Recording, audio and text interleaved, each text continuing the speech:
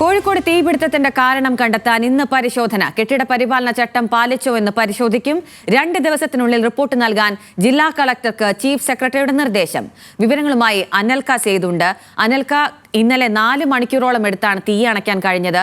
കെട്ടിടത്തിന്റെ ഘടന സംബന്ധിച്ചും മറ്റും വിവാദങ്ങളും വിമർശനങ്ങളും ഇന്നലെ തന്നെ ഉയർന്നിരുന്നു. ഇന്നിപ്പോൾ പരിശോധന നടക്കും. എന്തൊക്കെ വിശദാംശങ്ങളാണ് ഇന്ന് ലഭിക്കുന്നത്?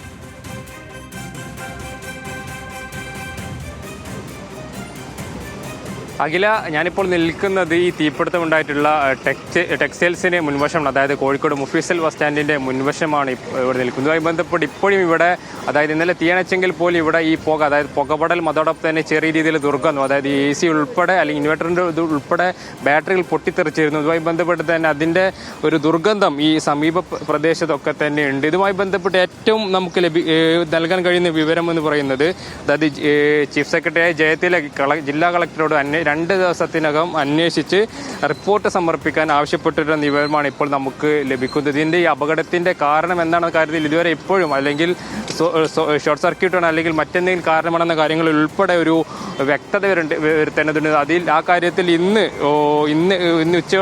ഉച്ചയ്ക്ക് മുമ്പായിട്ട് തന്നെ ഇത്തരത്തിലൊരു വ്യക്തത വരുമെന്നാണ് നമ്മൾ പ്രതീക്ഷിക്കുന്നത്. അതോടൊപ്പം തന്നെ നമുക്കറിയാം, നമ്മൾ ഈ ദൃശ്യങ്ങൾ കാണുന്ന പോലെ തന്നെ ഇത് 3 നിലയാണ് ഇവിടെ ഉണ്ടായിട്ടുള്ളത്. ഈ 3 നിലയിൽ ആദ്യത്തെ 2 നിലയാണ് വലിയ രീതിയിൽ കത്തി നശിച്ചത്. ഇതിൽ തന്നെ ഗോഡൗൺ ഉൾപ്പെടെ, അതായത് ഈ ബക്രീദും അതോടൊപ്പം തന്നെ ഈ സ്കൂൾ വിപണിയുമായി ബന്ധപ്പെട്ടൊക്കെ തന്നെ വലിയ രീതിയിലുള്ള വസ്ത്രങ്ങൾ, അതായത് ഇവിടെ സംഭരിച്ചു വെച്ചിരുന്നു. ഇതുമായി ബന്ധപ്പെട്ട് തന്നെയാണ് അത്തരത്തിൽ ഗോഡൌണിലേക്ക് വലിയ രീതിയിൽ തീ ആളിക്കത്തിക്കുകയൊക്കെ ചെയ്തിട്ടുണ്ടായിരുന്നില്ല. ഏതായാലും ഇതുമായി ബന്ധപ്പെട്ട് വലിയ രീതിയിൽ നാശനഷ്ടം, അതായത് പ്രാഥമികമായിട്ട് നമ്മൾ ഈ വ്യാപാരി വ്യവസായി അവരുടെ നേതാക്കളുമായി ഒക്കെ സംസാരിക്കുന്ന സമയത്ത് നമുക്ക് മനസ്സിലാക്കാൻ കഴിയുന്ന ഏകദേശം 50 കോടിക്ക് മേഖല നാശനഷ്ടം ഉണ്ടായിട്ടുണ്ടെന്നൊരു കാര്യമാണ്, ഒരു പ്രാഥമികമായിട്ടുള്ള കാര്യമാണ് ഇവരൊക്കെ തന്നെ സൂചിപ്പിച്ചിട്ടുള്ളത്. ഏതായാലും ഇതുമായി ബന്ധപ്പെട്ട് കോഴിക്കോടിനെ സംബന്ധിച്ച് ഈ ഇടവേളയിലൊക്കെ തന്നെ ഇത്തരം, അല്ലെങ്കിൽ ഈ കോഴിക്കോട് നഗരത്തിൽ ഏറ്റവും തിരക്കേറിയിട്ടുള്ള ഒരു ജംഗ്ഷനിന് അടുത്തുള്ള ഒരു കടയിലാണ് ഇത്തരത്തിൽ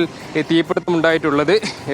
അതായത് ഞാൻ നിൽക്കുന്ന സ്ഥലം കോഴിക്കോട് പുതിയ സ്റ്റാൻഡാണ്. അതോടൊപ്പം തന്നെ കോഴിക്കോട് നഗരത്തിലെ മറ്റൊരു തിരക്കുള്ള സ്ഥലമാണ് മിഠായി തെരുവ്. ഈ 2 സ്ഥലങ്ങൾ കോഴിക്കോട് ഏറ്റവും പ്രധാനപ്പെട്ട സ്ഥലങ്ങളാണ്. വലിയൊരു തിരക്കുണ്ട്.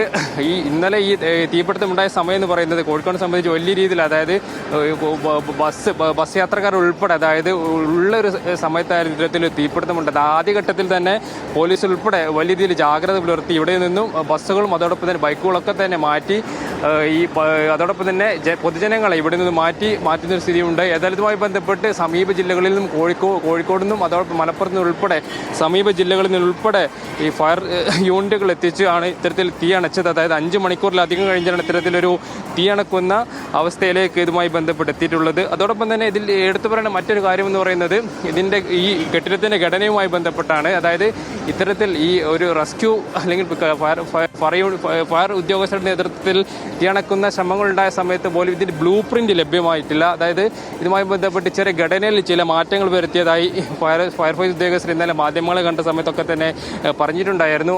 അതിലേറ്റവും പ്രധാനപ്പെട്ടത് ഈ ഗ്ലാസ് ഉൾപ്പെടെ, അതായത് കെട്ടിടത്തിൻ്റെ ഘടനയിൽ മാറ്റം വരുത്തി ഒരു സൈഡിൽ നിന്നും ഒരു വശത്ത് നിന്നും തീ അണച്ചുകൊണ്ടിരിക്കുമ്പോൾ മറ്റു വശത്ത് നിന്നും തീ ആളിപ്പടരുന്നൊരു സാഹചര്യവുമുണ്ടായി. അതുകൊണ്ട് തന്നെ ഇത്തരത്തിൽ തീ അണക്കുന്ന സമയത്ത് ഇതിന് ബ്ലൂ പ്രിന്റ് ഫയർഫോഴ്സ് ഉദ്യോഗസ്ഥർക്ക് ലഭ്യമാകാത്തൊരു സ്ഥിതിയുണ്ട്. ആ ഘട്ടത്തിൽ തന്നെ തീ അണക്കുന്നതിന് ഇത്തരത്തിൽ ചില പ്രയാസങ്ങൾ നേരിടും. അതോടൊപ്പം തന്നെ ഈ പരസ്യ ബോർഡുകൾ ഉൾപ്പെടെ, അതായത് പരസ്യ ബോർഡുകളുടെ മറച്ചുകൊണ്ടും അതോടൊപ്പം തകര ഷീറ്റുകൾ മറച്ചുകൊണ്ടും തീ അണക്കുന്നതിന് വലിയ രീതിയിലുള്ളൊരു വെല്ലുവിളി ഫയർഫോഴ്സ് നേരിട്ടു. അതിനൊക്കെ മറികടന്നുകൊണ്ടാണ് കോഴിക്കോട് വിമാനത്താവളത്തിൽ നിന്ന് ഉൾപ്പെടെ അത്യാധുനിക സംവിധാനങ്ങളുള്ള ഫയർ യൂണിറ്റ് എത്തിച്ചുകൊണ്ട് ഇത്തരത്തിൽ കെമിക്കൽസ് ഒക്കെ, വെള്ളത്തിൻ്റെ കൂടെ കെമിക്കൽ ഉൾപ്പെടെ മിക്സ് ചെയ്തുകൊണ്ടുള്ള മിശ്രമം ഉൾപ്പെടെ മിക്സ് ചെയ്തിട്ടുള്ള സംവിധാനം ഉപയോഗിച്ചുകൊണ്ട്, ഫയർ യൂണിറ്റ് സംവിധാനം ഉപയോഗിച്ചുകൊണ്ട് തീ അണക്കുന്ന ഒരു രീതിയിലേക്ക് ഏതായാലും എത്തിയിട്ടുള്ളത്. ഇപ്പോഴും അതായത് ഇതിൻ്റെ ഉൾവശത്ത്, അതായത് AC-യും അതോടൊപ്പം ഇൻവെർട്ടർ ബാറ്ററിയും ഒക്കെ തന്നെ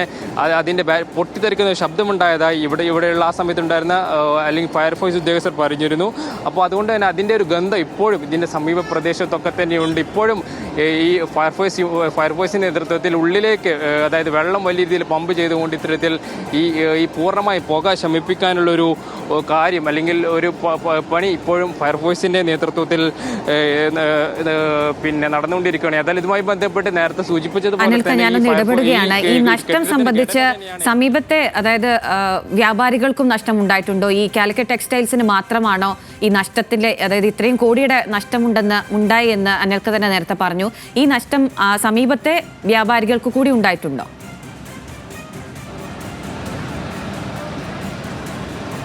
അഖില, നമുക്ക് ഇതിൽ മനസ്സിലാക്കാൻ കഴിയുന്നത് ഈ കാലിക്കറ്റ് ടെക്സ്റ്റൈൽസിനെ സമീപത്തെ ഒരു മെഡിക്കൽ ഷോപ്പിൽ പൂർണ്ണമായിട്ടും അത് കത്തി നശിച്ചതായിട്ടുള്ളൊരു വിവരം ഇന്നലെ തന്നെ നമ്മളടക്കം അല്ലെങ്കിൽ മാധ്യമങ്ങളടക്കം റിപ്പോർട്ട് ചെയ്തിരുന്നു. അതിന് കാലിക്കറ്റ് ടെക്സ്റ്റൈൽസിൻ്റെ സമീപത്ത് തന്നെയാണ് ഇത്തരത്തിലൊരു മെഡിക്കൽ ഷോപ്പ് പ്രവർത്തിക്കുന്നത്. ഇതുമായി ബന്ധപ്പെട്ട് തന്നെ അല്ലെങ്കിൽ ആ ഷോപ്പ് പൂർണ്ണമായി കത്തി നശിക്കുന്ന ഒരു രീതിയിലേക്ക് എത്തുകയും ചെയ്തിട്ടുള്ളൂ. ഇതിൽ ഞാൻ നേരത്തെ സൂചിപ്പിച്ചതുപോലെ തന്നെ ഏറ്റവും വലിയ വെല്ലുവിളിയായിട്ടുള്ളത് അതായത് ഈ തീ പടരുന്ന സമയത്ത് ഈ ഫയർഫോഴ്സ് ഉദ്യോഗസ്ഥർക്ക് ഉള്ളിലേക്ക് കടക്കാൻ കഴിഞ്ഞിട്ടില്ല.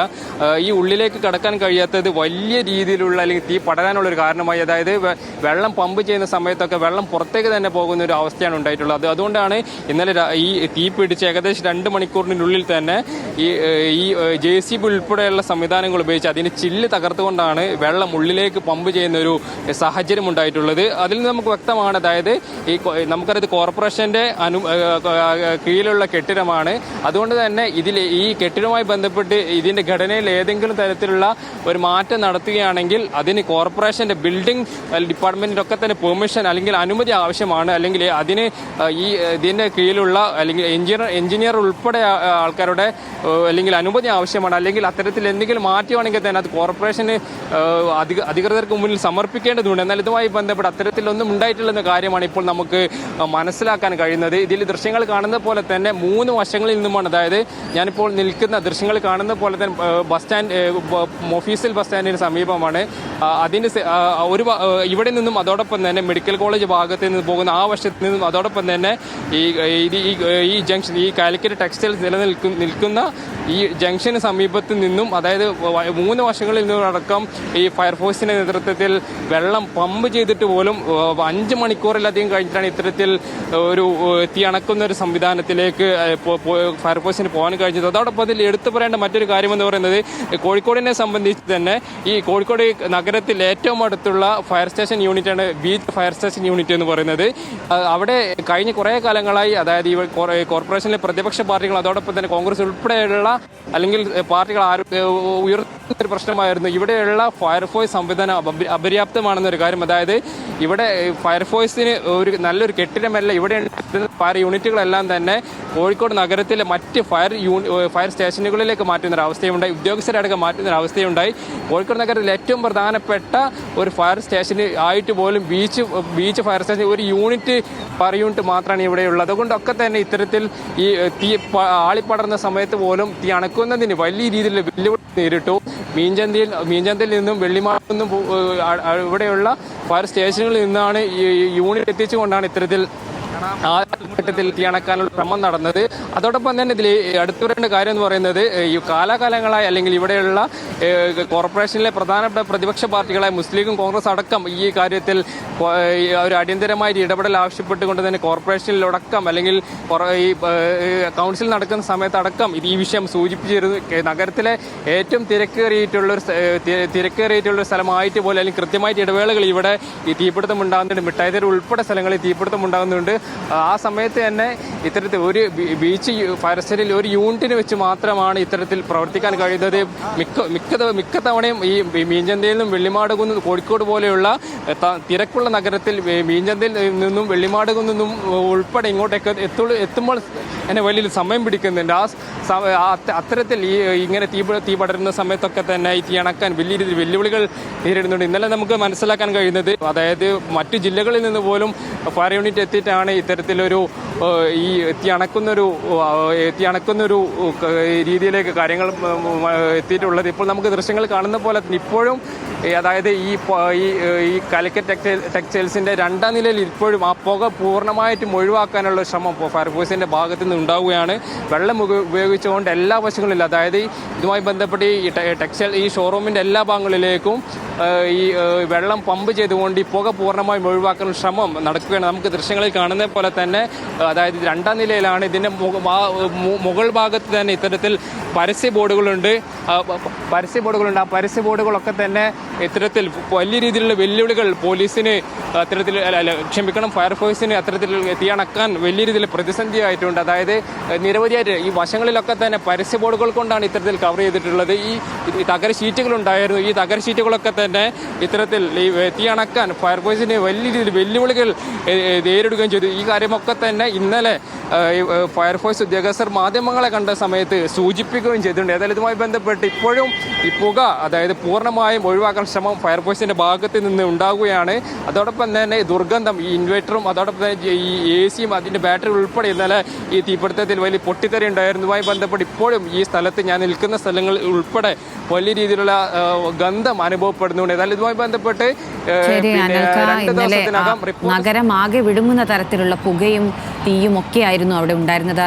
ഫയർഫോഴ്സ് ഉദ്യോഗസ്ഥരുടെ കഠിനമായ പരിശ്രമത്തിനൊടുവിലാണ് തീ അണയ്ക്കാൻ കഴിഞ്ഞത്. ഇന്നിപ്പോൾ കോഴിക്കോട് ആ തീപിടുത്തത്തിന്റെ കാരണം കണ്ടെത്താനുള്ള പരിശോധന നടക്കും. കെട്ടിട പരിപാലന ചട്ടം പാലിച്ചോ എന്ന് പരിശോധിക്കും എന്ന് തുടങ്ങി ഇനി നടക്കാൻ പോകുന്ന ഈ പരിശോധനകളും അന്വേഷണങ്ങളുമാണ്.